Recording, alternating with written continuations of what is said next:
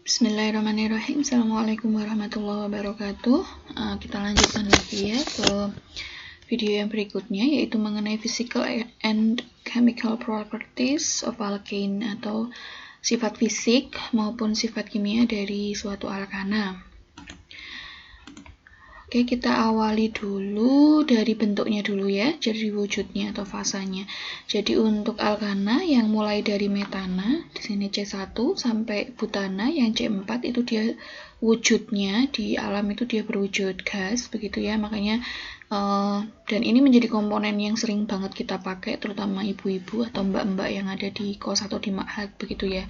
Jadi liquid petroleum gas, begitu. Coba nanti teman-teman tulis di komentar, di kolom komentar, kandungannya apa sih gitu ya dari liquid petroleum gas, begitu, yang tentunya senyawa yang alkana apa yang terdapat di dalam liquid petroleum gas atau LPG. Nah, silahkan nanti disebutkan nama, terus kemudian sebutkan jawabannya, begitu ya.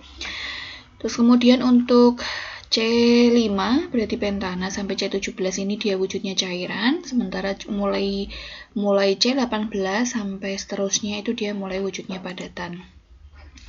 Untuk sifat fisik berikutnya, kalau kita bicara tentang sifat fisik atau physical properties, itu pasti kita akan bicara tentang melting point atau titik leleh, kemudian titik didih, termasuk juga density, begitu ya, density atau massa jenis, begitu ya. Nah, kalau teman-teman sendiri pernah dengar kasus ini enggak? Orang ngoplos bensin, begitu ya. Bensin kan merupakan salah satu produk dari turunan senyawa alkana, begitu ya. Itu bisa nggak dioplos pakai air? Kalau bisa kenapa? Kalau nggak bisa kenapa? Coba tulis di kolom bawah. Itu ya.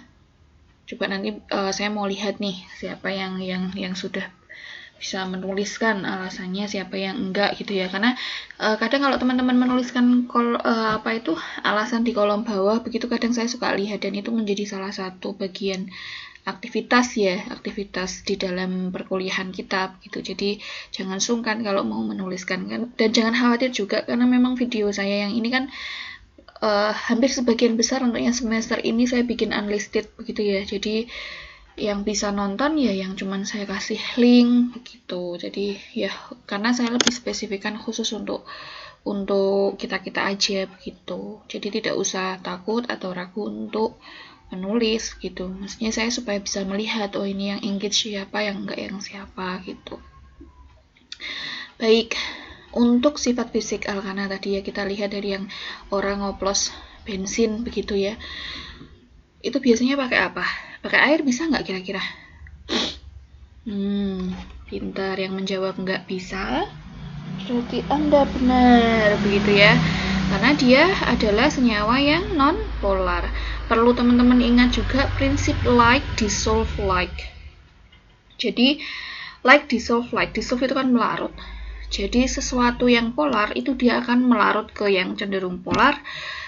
Kemudian yang non-polar akan melarut ke yang non-polar. Apa itu polar dan non-polar? Saya tidak akan mengulas kembali di sini. Teman-teman bisa, nanti saya sertakan linknya lagi deh di bawah gitu ya. Bisa lihat video saya sebelumnya yang di Kimdas ya, itu sebenarnya ya saya bikin videonya terkait dengan ikatan kovalen polar dan non-polar begitu ya. Jadi untuk menentukan ini nanti teman-teman terutama yang mau penelitian gitu, itu sangat penting tahu prinsip dari polar dan non-polar ini, karena biasanya kan kalau teman-teman mau penelitian misalnya mau mengekstrak suatu senyawa begitu, misalnya dari kurma atau dari daun ketapang atau yang lain, itu kan teman-teman perlu menarik gitu ya. Lah yang mau menarik itu yang digunakan untuk narik senyawanya itu apa? Maka kita perlu tahu dulu senyawanya itu polar atau non-polar begitu ya, momen dipolnya berapa itu kita perlu tahu dulu gitu, sehingga nanti kita carikan pelarut yang bisa menarik senyawa tersebut gitu ya. Nah, pelarut yang digunakan untuk menarik senyawa tersebut tentunya yang kepolarannya momen dipolnya atau dB-nya itu mirip dengan senyawa yang mau kita tarik gitu ya. Contoh misalnya kita mau menarik senyawa flavonoid tertentu begitu, kita perlu tahu dulu strukturnya. Terus kemudian kita perlu tahu dulu, cari literatur dulu moment dipolnya berapa dBA begitu, berapa begitu ya. Terus kemudian kita carikan nih pelarut untuk memaserasi atau mengekstraksi gitu ya, berapa begitu dan apa gitu. Contoh misalnya kita mau narik senyawa alkana, ya kita nggak bisa dong mencampurkannya dengan air gitu. Kenapa? Karena air polar kan, air polar, senyawa alkana ini non polar. Kenapa kok bisa non polar? Lah itu lihat lagi kembali video saya terkait dengan ikatannya ya, tentunya begitu ya. Nah, di sini kita lihat ya bukti bahwa dia non polar juga, bahwa ketika ini di penghilangan minyak, kemudian minyaknya tumpah, crude oil, minyak mentah tadi yang merupakan bagian dari sebagai bahan mentah untuk menurunkan senyawa-senyawa tertentu, begitu senyawa alkana tentunya ya, itu dia ngambang kan, dia nggak bisa menyatu begitu ya. Maka dari itu tidak bisa menyatu dengan air laut. Sementara air laut di sini dia, air itu kan cenderung adalah ya polar begitu ya. Kenapa bisa polar? Nanti saya sertakan linknya, atau saya nanti taruh di e-learning ya, link untuk ikatan kovalen polar dan non polarnya lagi. Gitu nak. Jadi kalau orang ngoplos bensin ya nggak mungkin dia mau dicampur, dikocok sekencang mungkin, paling yang ya ini ya akan sulit terlarut semuanya begitu, nggak mungkin bisa nyampur. Atau teman-teman juga bisa sih praktek di rumah sebenarnya, misalnya pakai lilin gitu ya. Lilin itu kan dia senyawa polar apa non polar? Pintar, senyawa non polar karena dia turunan dari si apa itu tadi ya, yang residu untuk yang dari crude oil itu kan parafin begitu ya. Misalnya teman-teman lelehkan dulu, nanti kan jadi wujudnya cair tuh lilin tuh ya.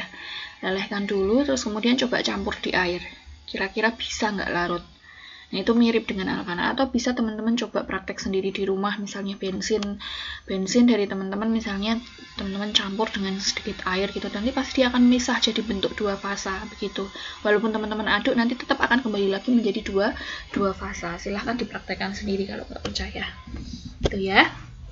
Percaya dong Bu pasti, tapi akan lebih baik kalau teman-teman itu praktek sendiri di rumah gitu loh, jadi bisa tahu dan mengalami sendiri.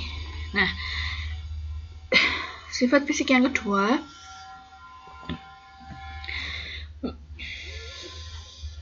maaf lagi ini, sifat fisik yang kedua ada titik leleh atau melting point. Di sini kita lihat bahwa melting point-nya itu dia faktanya adalah cenderung dia minus gitu ya. Jadi dia titik lelehnya memang cenderung rendah, tetapi kita lihat trennya berdasarkan deret homolognya ya. Dia trennya itu adalah naik gitu ya. Dengan naiknya gugus metilena atau CH2-nya, maka dia akan disertai juga dengan naiknya titik leleh maupun naiknya titik didih. Jadi baik titik leleh dan titik didih dia akan meningkat dengan meningkatnya ukuran. Maksudnya ukuran itu semakin banyak C-nya, semakin banyak gugus metilenanya, dia akan semakin naik juga gitu titik leleh dan juga titik didihnya. Kenapa bisa begitu? Kita perlu tahu dulu, maka kita perlu tahu dulu apa sih titik didih itu ya. Ini saya ambilkan dari, lupa saya, dari Fessenden atau dari Solomon ini, atau Francis ya, di antara 3 buku itu. Jadi titik didih itu terkait dengan banyaknya energi yang diperlukan oleh sebuah molekul untuk lolos dari fasa cair menjadi fasa gas. Ingat bahwa kita itu kalau sudah bicara tentang perubahan fasa, maka kita tidak akan berbicara tentang pemutusan ikatan di dalam molekul. Tetapi yang diputus itu adalah gaya van der Waals-nya, gaya antar molekulnya. Jadi dalam satu tutup botol aja wis, dalam satu tutup botol aqua berisi air misalnya ya 18 ml atau 18 gram kan, karena rho-nya air itu kan 1, berarti kan 18 ml.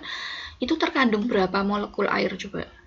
Kalau teman-teman belajar stoikiometri, berapa berapa jumlah partikel yang terdapat dalam 18 ml air? Coba teman-teman hitung. Nah, kan dia merupakan 1 mol kan, dia 1 mol. Otomatis kalau 1 mol berarti kan dia 6,02 kali 10 pangkat 23 molekul air. dalam 18 ml air. Teman-teman kalau nyendok 1 sendok makan itu, 1 sendok makan air itu sekitar 15-10 ml tergantung dari sendoknya ya. Nah, segitu itu isinya 10 pangkat 23 molekul air. Berarti kan ada H2O, H2O, H2O keruntelan. Keruntelan itu apa ya? Saling berdempetan, saling berdesak-desakan di sana dengan jumlah yang begitu banyak gitu loh. Lah, kalau titik didih itu tidak melepaskan ikatan antara HOH. Kalau HOH itu kan ikatan di dalam atom, di dalam molekul. Tapi yang dilepaskan adalah kan si H2O1 dengan si H2O yang lain, dia menjalani interaksi kan. Atau ada gaya dipol di dalamnya, begitulah. Ada gaya dipol, ada gaya non-dipol begitu ya. Ada gaya dipol, ada gaya non-dipol atau ada efek induksi begitu ya di dalamnya. Ininya ada gaya van der Waals di sana. Nah, kalau titik didih itu dia yang diputus adalah bagian di antar tetangganya, itulah intinya antara molekul H2O1 dengan molekul H2O yang lainnya yang diputus itu adalah gaya van der Waals-nya itu. Jadi butuh energi untuk memutus gaya van der Waals itu. Nah, kenaikan titik didih ini itu disebabkan membesarnya gaya van der Waals antara molekul yang semakin panjang. Dan ternyata dari fakta yang ada itu kan adanya cabang ternyata menyebabkan penurunan dari titik didih maupun titik leleh. Itu dari hasil fakta dulu. Terus kemudian para peneliti berusaha mencari tahu, why, kenapa bisa begitu faktanya, gitu kan, polanya seperti apa gitu loh. Nah, terus kemudian didapatkanlah suatu teori bahwa adanya cabang itu menyebabkan terganggunya gaya van der Waals sehingga menyebabkan gaya tarik antar molekulnya itu menjadi lemah. Nah, kalau gaya antar molekulnya itu menjadi lemah, otomatis ketika ada panas atau energi sedikit itu sudah mudah banget melepaskan gaya van der Waals yang ada di dalamnya, sehingga yang tadinya cairan terus dia gampang banget lolos menjadi fase gas, atau dia mudah sekali titik didihnya menjadi lebih rendah begitu dengan adanya cabang. Ini contohnya, analoginya ya. Ini misalnya di dalam satu tempat begitu dia hanya ada 2 molekul CH4. Nah, gaya van der Waals ini diibaratkan ada yang merah-merah ini loh. Nah, kalau ikatan kovalen itu kan yang ada di antara CH4-nya ini. Maaf.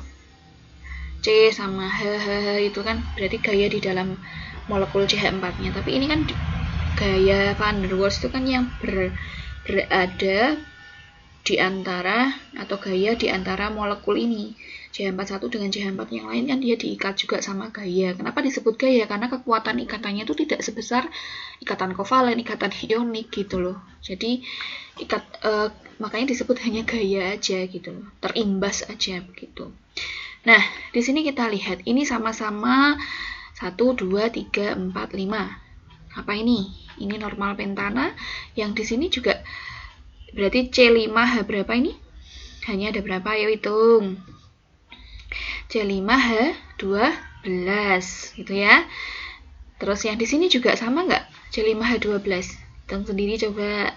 C-nya ada 5, H-nya ada 12. Sama kan sebenarnya. Jadi ini kan sebenarnya C5H12 ini juga C5H12. Hanya yang membedakan adalah strukturnya ini lurus, yang strukturnya ini dia bercabang begitu. Nah, data yang didapat boiling point-nya atau titik didihnya ini 36 derajat Celcius yang pentana ini. Sementara yang di sini kok turun banyak begitu loh, padahal sama-sama rumus molekulnya C5H12 dua-duanya ini gitu loh. Nah, coba kita perhatikan nih di sini merah-merahnya ini loh. Nah, ini gaya van der Waals-nya di sini. Kalau misalnya kita butuh energi untuk melepaskan ikatan ini, kita butuh lebih banyak energi di sini. Kenapa? Ini dengan ini ada gaya yang dekat di sini tuh. Ini juga dengan ini harus diputus. Ini dengan sini juga harus diputus. Ini dengan sini juga harus diputus. Ini dengan sini juga harus diputus begitu loh. Sehingga dia membutuhkan energi yang lebih banyak untuk memutus 5 efek induksi di sini begitu loh. 5 gaya yang ada di sini. Sementara dengan adanya cabang, di sini coba ini kan jauh di sini ya.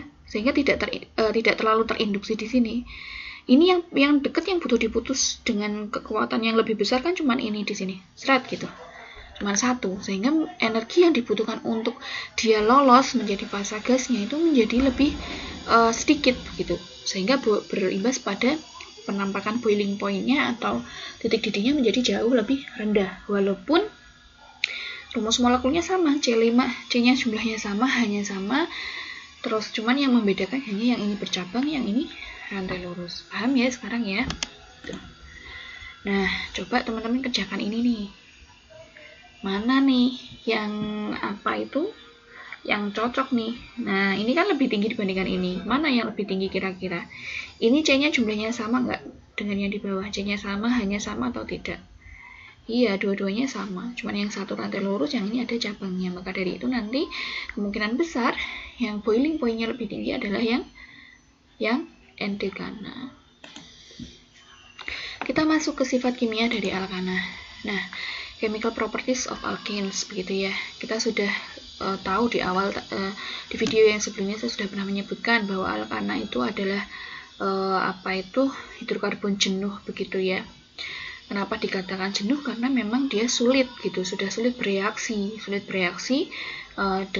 beda sama si alkena dengan si alkuna begitu ya. Dia unreaktif begitu, sulit bereaksi gitu karena jenuh tadi ya. Lah kenapa kok bisa jenuh ya? Karena itu tadi ikatan ciri khas dari yang alkana itu kan dia nggak punya ikatan pi ya, dia hanya punya ikatan sigma, makanya are very strong begitu, sehingga difficult to break atau sulit untuk dipatahkan gitu ikatan di dalamnya, sehingga dikatakan bahwa mereka itu tidak bereaksi dengan asam, basa-basa maupun logam-logam maupun agen-agen pengoksidasi begitu. Makanya kemudian disebutnya itu parafin begitu ya, little affinity, karena dia sulit sekali gitu didekati, diajak reaksi itu dia sulit begitu loh. Sehingga makanya kalau untuk alkana sendiri itu menjalani reaksinya ya paling cuman pembakaran, terus kemudian substitusi begitu ya. Nah, reaksi dalam alkana ini di sini ada pembakaran dan juga substitusi saja. Untuk yang pembakaran sendiri nanti untuk alkana itu bisa menjalani reaksi pembakaran komplit atau sempurna dan reaksi pembakaran yang tidak sempurna gitu ya. Jadi semua alkana itu memiliki similar chemical properties atau sifat kimia atau reaksi kimia yang sama gitu, karena dia keluarga besar alkana, sifatnya menjalani reaksinya ya sama begitu, pentana, terus kemudian butana, terus kemudian sampai yang dekana itu juga sama, dia akan menjalani combustion juga gitu loh, bisa menjalani reaksi combustion. Nah, kita langsung saja ya ke yang pertama, yang reaksi pembakaran. Ada juga yang menyebut reaksi oksidasi juga, karena pembakaran membutuhkan oksigen gitu ya. Untuk pembakaran sendiri dia ada complete combustion atau reaksi pembakaran sempurna begitu ya. Reaksi pembakaran sempurna itu ciri-cirinya kalau yang namanya alkana itu kan CXHY. Berapapun N-nya, berapapun H-nya, pasti dia kalau menjalani reaksi complete combustion atau dia menjalani reaksi pembakaran yang sempurna, hasilnya pasti CO2 dan H2O. Kalau senyawanya ya, tentunya dengan melepaskan panas. Kalau nggak ada panas yang nggak bisa ini tuh, nggak bisa jalanin motor kalian, mobil kalian begitu. Jadi kuncinya itu, mau dia metana, pentana, dan anak-anak yang lain gitu ya, dia kalau dikatakan menjalani reaksi sempurna, berarti nanti caranya adalah C berapa, H berapa, plus O2, menghasilkan pasti CO2 dan H2O. Tinggal kalian nanti setarakan reaksinya. Nah ini gambaran saja sih ya. Jadi ada gas metana, kemudian yang ini saya ambilkan contoh, misal kalau kalian di pakai biogas begitu atau pakai LPG di dalamnya kan juga ada propana, ada metana juga gitu ya, cuman kadarnya aja yang berbeda nanti konsentrasinya. Ini kemudian kalian dekatkan, kemudian di sekitar kita kan ada oksigen tuh ya, kemudian ada heat, ada api, maka akan terjadi reaksi pembakaran. Nah, ciri-ciri pembakaran sempurna itu dia tidak akan ada jelaga itu hitam-hitam gitu. Kalau dia ada hitam-hitamnya, maka dia berarti pembakarannya tidak sempurna. Nanti secara bahasa simboliknya atau reaksinya nanti akan saya tuliskan di bawah gitu ya. Nah, untuk complete combustion itu ciri-cirinya biasanya nyala apinya itu dia cenderung biru juga gitu ya, dan dia menghasilkan CO2 dan H2O tadi seperti yang sudah saya sampaikan. Ini adalah contohnya. Jadi misalnya diketahui suatu gas metana terbakar dengan sempurna di udara. Silahkan tuliskan persamaan reaksinya begitu ya. Maka ya, kalian nggak harus aja metana itu kan gas. Tadi kan kalian juga sudah tahu C1 sampai C4 wujudnya gas. Maka di sininya pasanya gas terbakar berarti kan plus O2. Gas menghasilkan CO2 dan H2O. Untuk penyetaraan reaksi tidak saya bahas di sini ya, karena sudah dibahas di Kimdas. Begitu kalau kalian memang butuh lagi belajar tentang penyetaraan reaksi ya, nanti bisa lihat video-video saya sebelumnya atau tanya ke kelas satunya yang dulu pernah saya ajar, itu minta linknya aja nggak apa-apa, minta linknya dong untuk penyetaraan reaksi itu nggak apa-apa ya. Kemudian incomplete combustion atau pembakaran yang tidak sempurna itu biasanya terjadi untuk yang alkana-alkana dengan C-nya yaitu yang rantainya banyak. Ini mohon maaf ada suara hujan, memang hujan terus banget di sini. Masih terdengar ya? Nah, biasanya nyalanya itu orange atau kuningan lah begitu, dan dia memberikan sooty flame. Jadi dia ada kayak slotnya nanti, slut itu jelaga gitu. Jadi ada bekas, berarti jelaga itu kan hitam ya. Hitam itu wujud dari adanya karbon gitu ya. Jadi di sini pembakaran yang tidak sempurna itu hasilnya adalah karbon monoksida di sini. Kalau sampai ada jelaganya, maka dia akan menjalani atau direpresentasikan dengan persamaan yang kedua ini. Ada karbon wujudnya solid. Karena apa? Jelaga itu yang hitam-hitam kan solid kan dia kan gitu. Nah, ini yang dikhawatirkan. Jadi kalau misalnya kenapa kalau di mobil-mobil lulus uji emisi, itu sebenarnya adalah emisi dari hasil pembakaran dari BBM kalian begitu loh. Jadi ketika proses pembakaran di dalam kendaraan mobil atau motor kalian itu tidak lolos emisi, biasanya dikarenakan ini masih munculnya gas CO. Itu nggak boleh sama sekali gitu. Kenapa kok nggak boleh sama sekali munculnya gas CO? Karena si gas karbon monoksida ini karakternya, dia itu kalau sudah masuk ke tubuh kita, dia atraktif atau menarik banget gitu loh buat si hemoglobin, sehingga hemoglobinnya nggak mau ngangkut si oksigen lagi, yang diangkut adalah CO. Maka dari itu kalian bisa tahu sendirilah, ketika kita nggak dapat asupan oksigen, kita paling bisa bertahan hidup berapa menit sih, berapa jam gitu ya. Makanya kalau COVID pun kan juga demikian ya. Kalau kesulitan saturasi oksigennya sudah sulit, sudah kecil begitu ya.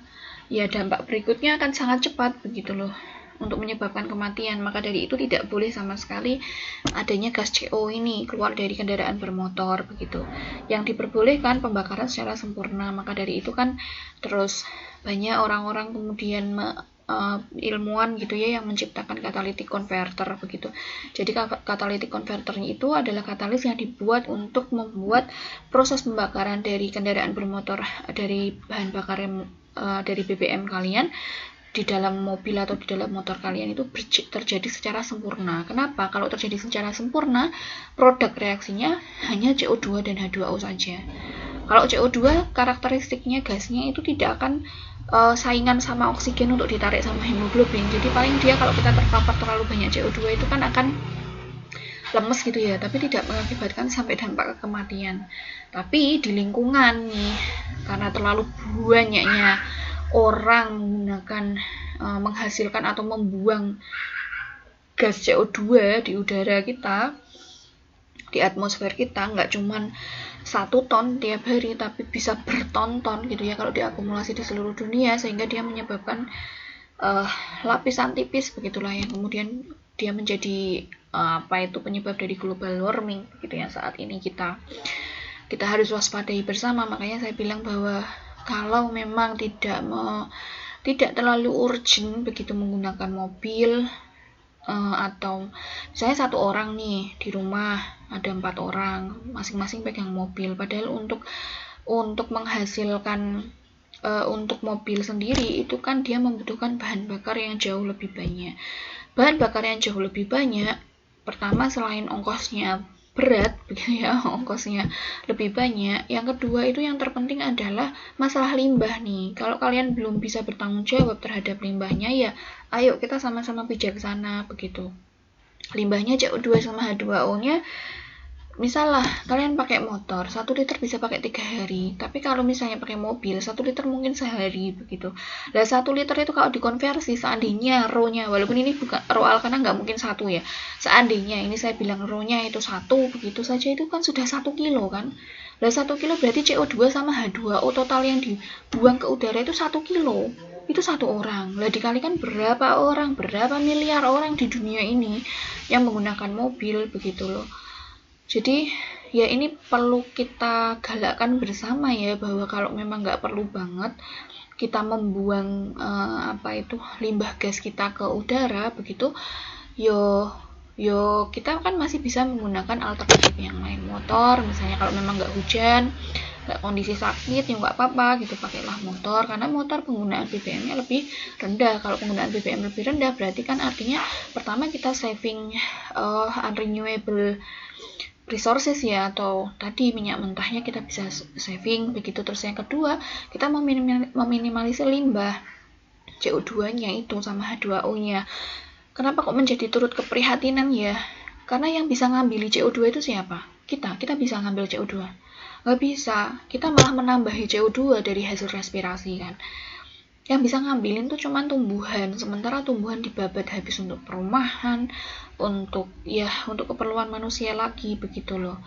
Nah kalau seperti itu keseimbangan alam bisa jadi terganggu, dan dampaknya sekarang sudah bisa kita rasakan ya, bahwa banyak sekali kemudian glacier di kutub utara sana sudah mulai mencair begitu, dan pencairannya tuh cukup tajam, berdampak lagi ke perubahan iklim, berdampak lagi ke habitat, belum lagi kita bicara tentang habitat dari beruang kutub dan lain sebagainya yang terdampak akibat ulah manusia begitu loh. Kan kasihan kalau kita diciptakan katanya sebagai pemimpin di muka bumi, ya kita harus menjadi seorang pemimpin yang bijaksana untuk memikirkan makhluk yang lain gitu loh, ya tumbuhan, ya hewan, ya makhluk-makhluk lain yang kita hidup berdampingan bersama begitu.